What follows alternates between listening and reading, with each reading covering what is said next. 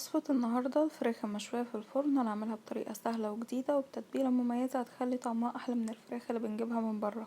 بالنسبة للتتبيلة بصلاية متوسطة وطماطم كبيرة مقطعين مكعبات صغيرة، كيس صلصة طماطم، معلقتين كبار دبس رمان، معلقتين كبار صويا صوص، معلقة كبيرة خل. البهارات معلقة صغيرة توم باودر، بابريكا، كزبرة، نص معلقة صغيرة كاري، وربع معلقة صغيرة كمون وملح حسب الرغبة، بس مكتروش في الملح عشان الصويا صوص بيبقى حادق.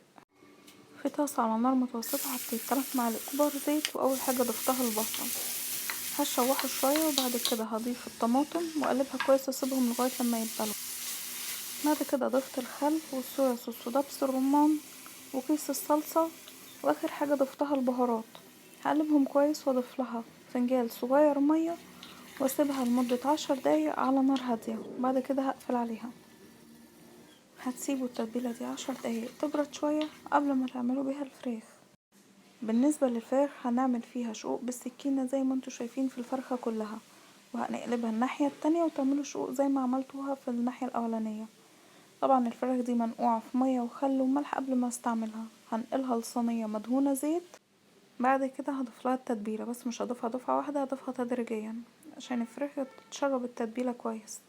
هعملها زي ما انتوا شايفين كده تحت الجلد، وهحشي الفراخ بيها واقلبها الناحية التانية، وهتأكد ان الفراخ اتغطت كويس بالتتبيلة.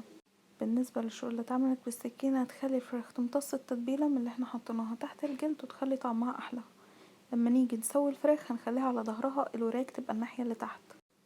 بعد كده هغطي الصينية بالورق الفويل واتأكد انها اتقفلت كويس عشان الفراخ تستوي. هحطها في فرن درجة حرارة 280 او درجة حرارة متوسطة لمدة 45 دقيقة، وعلى حسب حرارة الفرن. لما تتأكدوا انها استوت شيلوا الورق الفويل وافتحوا عليها الشواية 5 دقايق عشان تاخد وش التحمير.